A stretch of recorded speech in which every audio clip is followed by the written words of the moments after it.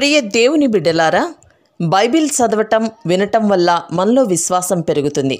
మన మార్గానికి త్రోవ చూపుతుంది. సమస్త జనులను శిష్యులనుగా చేయడి మత్తయి 28:19 వచనంలో దేవుని వాక్యం తెలియచేస్తోంది. తెలుగు బైబిల్స్ను ఆర్ఆర్కే మూర్తి గారు రీసెర్చ్ చేసి విశ్లేషణ చేసిన బైబిల్లోని ప్రతి అధ్యాయాలను వచనాలను వరుస క్రమంలో అనగా ఆదికాండం నుండి ప్రకటనా గ్రంథం వరకు ఇవ్వబడుతుంది. ప్రతి ఒక్కరూ ఆధ్యాత్మికంగా విశ్వాసంలో బలపడి మీ జీవితంలో ఎదుర్కొంటున్న సమస్యల నుండి విడుదల పొందండి. ప్రతి ఒక్కరూ మీ దీవెన టీవీని సబ్స్క్రైబ్ చేసి ఈ వాక్యాన్ని లైక్ చేసి మీ మిత్రులకు బంధువులకు షేర్ చేయండి. దేవుని సువార్తను ప్రకటింపబడుటలో మీరు పాలిభాగస్తులు కండి. సోదరీ సోదరులారా, గత పాఠంలో 22వ కీర్తన కొంతవరకు ధ్యానించాము. ఇప్పుడు 22వ కీర్తన 31వ వచనం వినండి. వారు వచ్చి ఆయన దీనిని చేశాడని పుట్టబోయే ప్రజలకు తెలియచేస్తారు. ఆయన నీతిని వారికి ప్రచురపరుస్తారు. పుట్టబోయే ప్రజలు అంటే ప్రియ సోదరా సోదరి, నీవు నేను అందులో ఇమిడి ఉన్నాము. ఆయన నీతిని ప్రచురపరుస్తారు.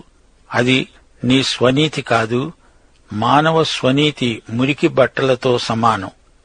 ఆయన దీనిని చేశాడు అని వారు ప్రకటిస్తారు, అనగా సమాప్తమైనది అని అర్థం. యేసు శిలువపై నుండి చెప్పిన చివరి మాట సమాప్తమైనది. విమోచన కార్యక్రమం సమాప్తమైనది. నీ రక్షణ దేవుడు చేసి ముగించిన క్రియ. అందులో నీవు చేసేది చేయగలిగింది ఏదీ లేదు. యేసు శిలువ మీద చనిపోయాడు.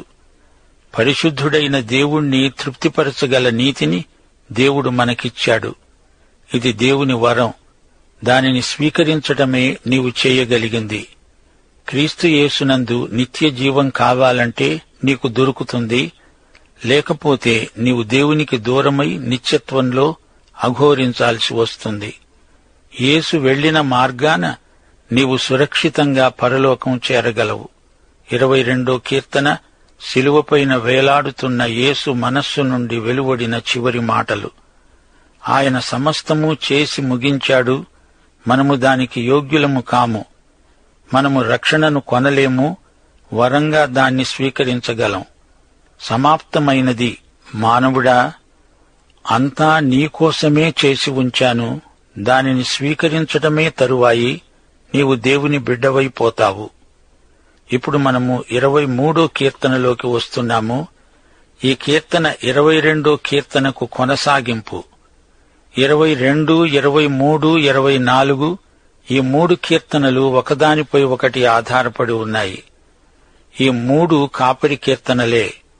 22వ కీర్తనలో యేసు మంచి కాపరి. యోహాను సువార్త 10వ అధ్యాయం 11వ వచనం, నేను గొర్రెలకు మంచి కాపరిని. మంచి కాపరి గొర్రెల కొరకు తన ప్రాణం పెడతాడు. 23వ కీర్తనలో ఆయన గొప్ప కాపరి.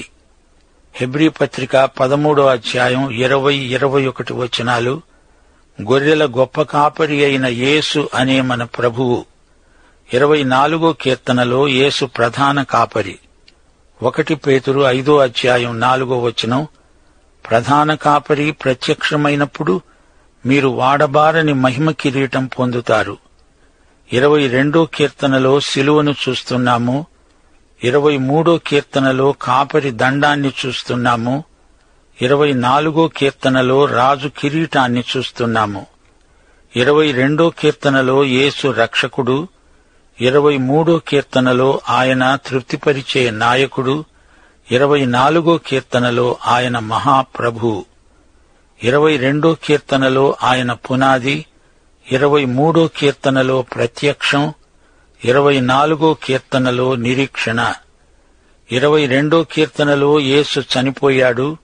23వ కీర్తనలో సజీవుడు. 24వ కీర్తనలో ఆయన తిరిగి వస్తాడు.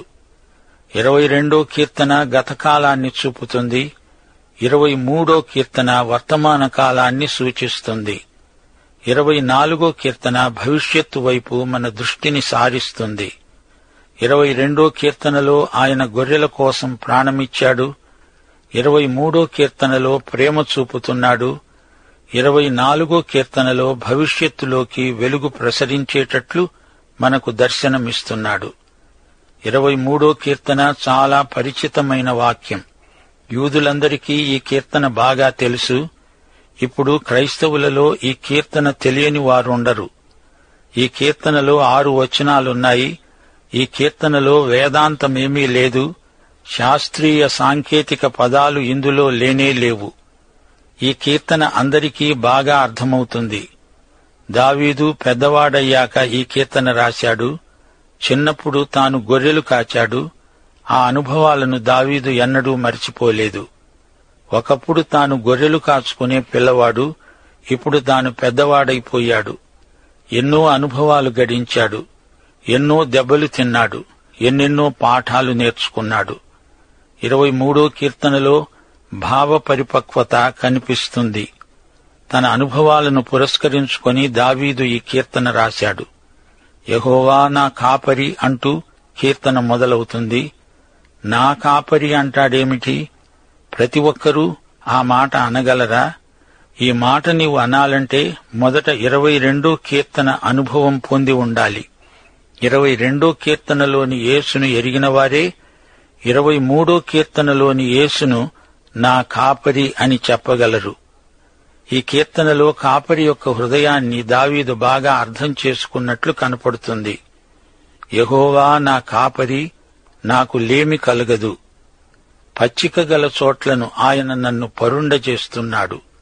శాంతికరమైన జలముల వద్ద నన్ను నడిపిస్తున్నాడు. ఆయన నేను మా ఇద్దరి మధ్యన ఉన్న సంబంధం ఈ కీర్తనలో వర్ణించబడింది. నేను నా కాపరి, యెహోవా నా కాపరి. ఆయన ఒకానొక కాపరి కాడు, ఆయన నా స్వంత కాపరి. ఆయన నన్ను విమోచించాడు, నా కొరకై చనిపోయాడు, తిరిగి లేచాడు. ఆయనను నేను మనసారా నమ్ముతున్నాను. నా కాపరి అని చెప్పుకుంటున్నాను. ఆయన ఇప్పుడు ఎల్లప్పుడూ నా కాపరే. నాకు లేమి కలగదు. నాకు దరిద్రం అంటూ రాదు. నాకు ఏమి కావాలో అదంతా నా కాపరే నాకు అనుగ్రహిస్తాడు. నాకు క్షేమము, భద్రత అనుగ్రహిస్తాడు. నాకు కాపుదల ఇస్తాడు. నేను నశించను. ఇంత గొప్ప కాపరి నాకుండగా నాకేమి కొదవా? ఇక ముందెన్నడూ లేమి అనేదే నాకు ఉండదు. నా రక్షణ, సంరక్షణ, నా పోషణ, నా క్షేమము, సంక్షేమము అన్నీ నా కాపరి బాధ్యతే. యేసు నాకు కాపరి అయి ఉండగా దరిద్రం నా దరిదాపులకు రాదు. గొర్రె బుద్ధిలేని జంతువు. గొర్రెకు దూరదృష్టి లేదు, తెలివి లేదు. గొర్రెకు క్షేమం కావాలి. ఆకలిగొన్న గొర్రె పండుకొనదు. కడుపు నిండిన గొర్రె పచ్చిక గల చోట్ల హాయిగా పండుకుంటుంది. మన సమృద్ధి క్రీస్తునందే ఉన్నది. యోహాను సువార్త 6వ అధ్యాయం 35వ వచనం, జీవాహారము నేనే, నా వద్దకు వచ్చేవాడు ఏమాత్రమూ ఆకలిగొనడు. నాయందు విశ్వాసముంచేవాడు ఎప్పుడూ దప్పిగొనడు అని యేసు స్వయంగా చెప్పాడు. పచ్చిక గల చోట్ల యెహోవా నా కాపరి నన్ను పరుండజేస్తున్నాడు. శాంతికరమైన జలముల వద్ద నన్ను తిప్పుతాడు. ప్రవహించే జలాలను చూచి గొర్రెలు బెదురుతాయి. నిలువ ఉన్న నీటిని గొర్రెలు ఇష్టపడవు. పందులు తాగే చోట గొర్రెలు తాగవు. ఈ రోజున మానవుల పరిస్థితి కూడా అలాగే ఉంది. మానవునికి ఈ రోజున ఆత్మశాంతి కావాలి. ఒకరోజు దావీదు అలసిపోయి ఉన్నాడు.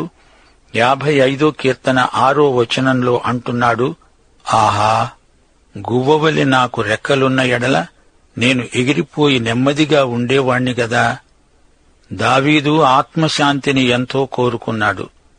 ఎక్కడికో ఎగిరిపోతే బాగుండు అనుకుంటున్నాడు గాని అలా వెళ్లిపోవడం వలన లాభమేమీ ఉండదు. దేవుని యందు విశ్వాసముంచాలి. సహనంతో ఆయన యందు కనిపెట్టాలి. ప్రభువు పిలుపు మీరు వినలేదా? ప్రయాసపడి భారం మోసుకుంటున్న సమస్త ప్రజలారా, నా వద్దకు రండి, నేను మీకు విశ్రాంతి కలుగజేస్తాను అని సమస్త ప్రజలను ఉద్దేశించి ప్రభువు పిలుస్తున్నాడు. ఇంతకు నా కాపరి ఎటువంటివాడు? నా ప్రాణమునకు ఆయన సేద తీరుస్తున్నాడు. తన నామమును బట్టి నీతి మార్గములలో నన్ను నడిపిస్తున్నాడు. గాఢాంధకారపు లోయలో నేను సంచరించినా ఏ అపాయానికి భయపడను. నీవు నాకు తోడై ఉంటావు.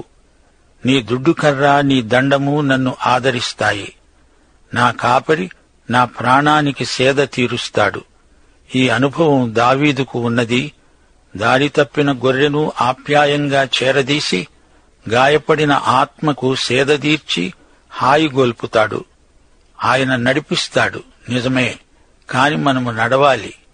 ఆయన నడిపించినా మనము నడవకపోతే ఏం ప్రయోజనం? యోహాను సువార్త 10వ అధ్యాయం 25 నుండి 27వ వచనం వరకు ప్రభు అన్నాడు, మీతో చెప్పాను గాని మీరు నమ్మరు. నేను నా తండ్రి నామమందు చేస్తున్న క్రియలు నన్ను గూర్చి సాక్ష్యమిస్తున్నాయి. అయితే మీరు నా గొర్రెలలో చేరినవారు కారు గనుక మీరు నమ్మరు. నా గొర్రెలు నా స్వరం వింటాయి, నేను వాటిని ఎరుగుదును, అవి నన్ను వెంబడిస్తాయి. ఇది నిజం. గొర్రెలు తమ స్వంత కాపరిని మాత్రమే వెంబడిస్తాయి. అవి తమ కాపరికి చెందిన గొర్రెలు. కాపరి గొర్రెలను తోలడు, నడిపిస్తాడు. కాపరి తన గొర్రెలను విడువడు, ఎడబాయడు. గొర్రెలు తమ కాపరిని బాగా ఎరుగును. మన కాపరి అయిన యేసు మనల్ని నీతి మార్గములో నడిపిస్తాడు. ఆయనను వెంబడించడం మన బాధ్యత. గాఢాంధకారపు లోయ, ఇది మరణఛాయ. ఇది అంధకారబంధురమైన లోయ. అందులో గుండా నడువవలసి వచ్చినా నేను భయపడను. నాకు ఏ కీడు కలగదు. నాకెంతో ధైర్యం, ఆదరణ. మరణమనేది మానవుని జీవితంలో గొప్ప పరీక్ష. మానవుడు మరణఛాయలో జీవిస్తున్నాడు. పుట్టింది మొదలుకొని మానవుడు మరణాంధకారంలో ప్రయాణం సాగిస్తున్నాడు. మరణపు నీడలు అందరిపైనా ఉన్నాయి.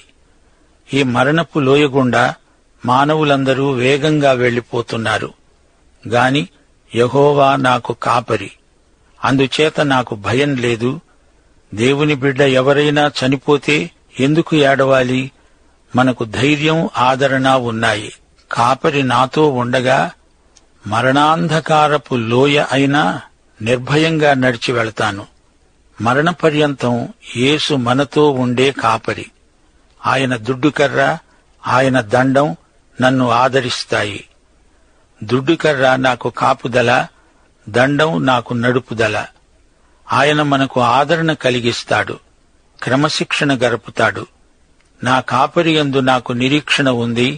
ఆయన యందు నేను ఆనందిస్తాను. నా శత్రువుల ఎదుట నీవు నాకు భోజనం సిద్ధపరుస్తావు. నూనెతో నా తల అంటావు. నా గిన్నె నిండి పొర్లుతోంది. నేను బ్రతికే దినములన్నీ కృపాక్షేమములే నా వెంట వస్తాయి. చిరకాలము యెహోవా మందిరములో నేను నివాసం చేస్తాను. నా కాపరి యందు నాకెంతో ఆనందం. ఆయనను బట్టి నాకు నిరీక్షణ, నాకు సౌకర్యం, సౌలభ్యం ఉన్నాయి. నాకెంతో సమృద్ధి, ఫలభరితమైన జీవితం. నా కాపరిని బట్టి ఇవన్నీ నాకు ప్రాప్తించాయి. నా కాపరి వల్ల నాకు ఆత్మానందం. ఆయన నాకు బల్ల సిద్ధం చేశాడు.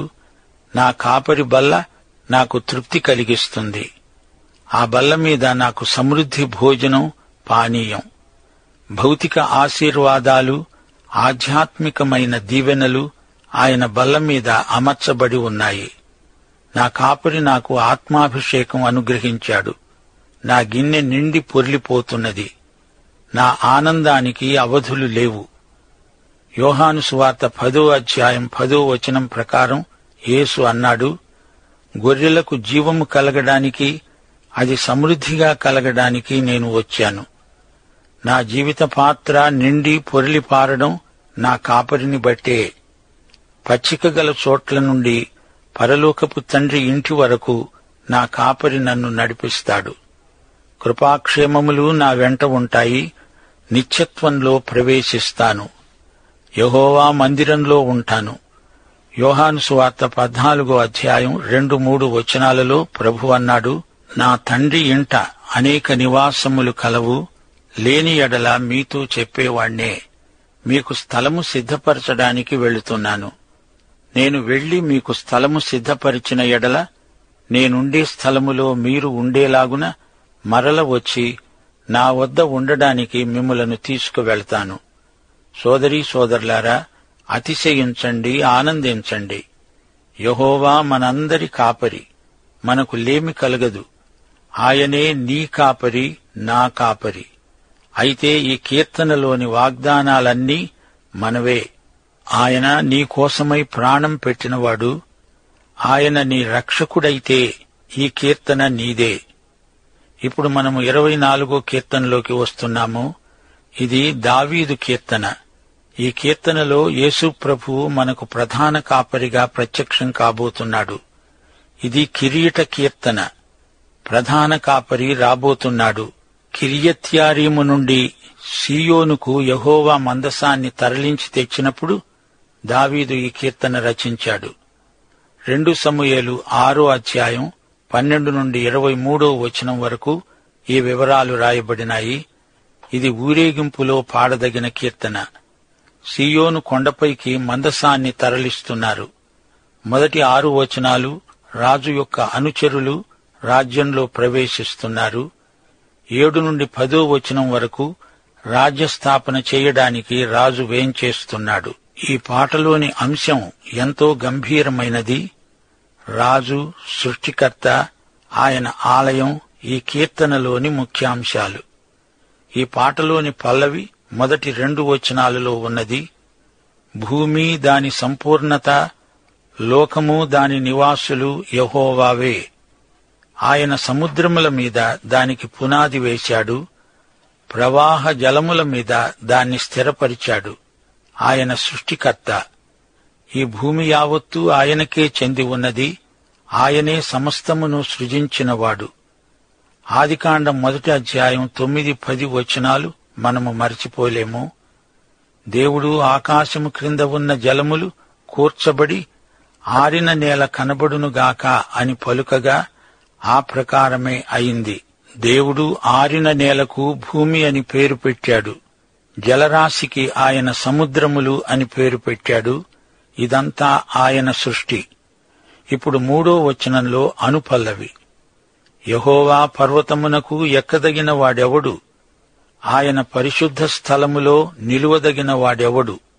ఇదొక ప్రశ్న. దీని జవాబు 4వ వచనంలో ఉంది.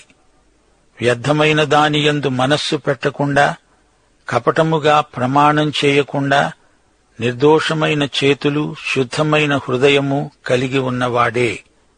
యెహోవా పర్వతానికి ఎక్కాలంటే వారి చేతులు, హృదయము పవిత్రమై ఉండాలి. అలాంటి వ్యక్తి మనస్సు ప్రభువుపైన కేంద్రీకరించబడి ఉంటుంది. వారిలో కల్లా కపటం ఉండకూడదు. శుష్క వాగ్దానాలు చేసేవారు పర్వతం ఎక్కలేరు. అయినా క్రీస్తునందున్న వారికి ఎలాంటి ఆందోళన ఉండకూడదు. ప్రభువే మనల్ని ఎక్కిస్తాడు. అతడు యెహోవా వలన ఆశీర్వాదము నొందుతాడు. తన రక్షకుడైన దేవుని వలన నీతిమత్వము నొందుతాడు. ఆయనను ఆశ్రయించేవారు, యాకోబు దేవా, నీ సన్నిధిని వెదికేవారు అట్టివారే. ఈ విధంగా పాడుకుంటూ బృందగానంతో అందరూ యెరూషలేములో ప్రవేశిస్తారు. 7వ వచనం. గుమ్మములారా, మీ తలలు పైకెత్తుకొనండి. మహిమగల రాజు ప్రవేశించున్నట్లు పురాతనమైన తలుపులారా, మిమ్మును లేవనెత్తుకోండి. ద్వారము దగ్గర మళ్లీ అదే ప్రశ్న. మహిమగల ఈ రాజు ఎవరు? దానికి జవాబు, బలశౌర్యములు గల యెహోవా, యుద్ధశూరుడైన యెహోవా. గుమ్మములారా, మీ తలలు పైకెత్తుకొనండి. పురాతనమైన తలుపులారా, మహిమగల రాజు ప్రవేశించున్నట్లు మిమ్మును లేవనెత్తుకోండి. అప్పుడు ద్వారం దగ్గర మళ్లీ అదే ప్రశ్న. మహిమగల ఈ రాజు ఎవరు? అప్పుడు బృందగానం. సైన్యములకు అధిపతి అయిన యెహోవాయే ఈ మహిమగల రాజు. ప్రియ సోదరీ సోదరులారా, ఈ వాక్య భాగంలో 2 ప్రాముఖ్య సత్యాలున్నాయి. ఒకటి, మన ప్రభువు ఆరోహణుడై పైకి ఎక్కిపోయిన దృశ్యం. 2, ఆయన రెండోసారి రాబోయే దృశ్యం. గుమ్మములారా, మీ తలలు పైకెత్తుకోండి. పురాతనమైన తలుపులారా, మిమ్మును లేవనెత్తుకోండి. మహిమగల రాజు ప్రవేశిస్తున్నాడు. ఆయన ఎవరు? ఈ లోకము ఆయనను ఎరుగదు. ఆయన ఎవరో ఈ కీర్తన స్పష్టంగా చెబుతోంది.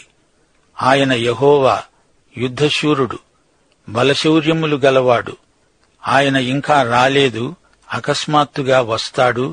ఒకసారి వచ్చాడు, అప్పుడు ఆయనను లోకం తిరస్కరించింది. ఆయన సైన్యములకు అధిపతి అయిన యెహోవా, ఆయనే యేసుక్రీస్తు, ఆయనే రాజులకు రాజు, ప్రభువులకు ప్రభువు.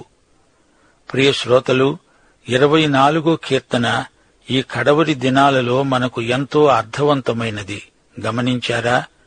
22వ కీర్తన యేసు ప్రభు యొక్క కృపను, ఆయన మరణాన్ని మనకు చూపింది.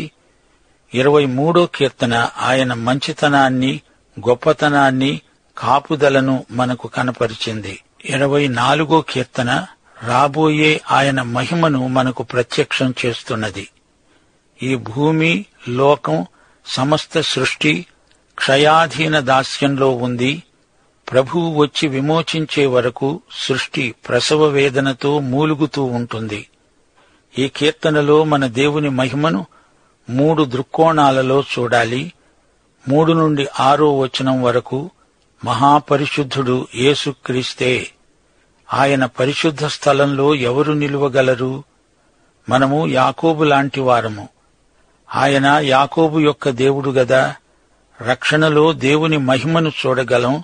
ఆయన మన పాపాలను క్షమించి తన పర్వతానికి మనల్ని ఎక్కించి తనతో సదాకాలం అట్టే పెట్టుకుంటాడు. 7 నుండి 10వ వచనం వరకు రాజ్యంలో ఆయన మహిమను చూడగలం. యేసే మహిమగల రాజు. ఆయన మహిమా ప్రభావములతో తిరిగి వస్తాడు. ఆయన మహిమగల రాజు. సృష్టిలో ఆయన మహిమ మొదటిది, రక్షణలో ఆయన మహిమ రెండవది, రాజ్యంలో ఆయన మహిమ మూడవది. ఈ 3 మహిమ దర్శనాలు ఈ కీర్తనలో మనకు కనపడుతున్నాయి. విశ్వాసికి సృష్టికర్త యెహోవాయే. సృష్టిలోనివన్నీ ఆయనవే. దేవుని సృష్టిని పరిశీలించి చూడండి. మనము ఆ సృష్టికర్తకు చెందిన వారమే అని గ్రహించగలం. మన చేతలు, మన మాటలు, మన హృదయాలు మలినమై ఉంటే, మోసాలు చేస్తూ ఉంటే, వ్యర్థమైన వాటి వైపు పరిగెడుతూ ఉంటే మనము యెహోవా పర్వతం ఒక్క మెట్టు కూడా ఎక్కలేము. 15వ కీర్తనలో కూడా ఇదే అంశం ప్రస్తావించబడింది. క్రీస్తు రక్తము చేత కడుగబడిన వారు యెహోవా పరిశుద్ధ పర్వతానికి ఎక్కగలరు. దేవుడు వారిని ఎక్కిస్తాడు. యేసురాజు పరమ యెరూషలేము నగరానికి వెళ్లినప్పుడు ఈ కీర్తన ఎంతో సందర్భోచితమైనది.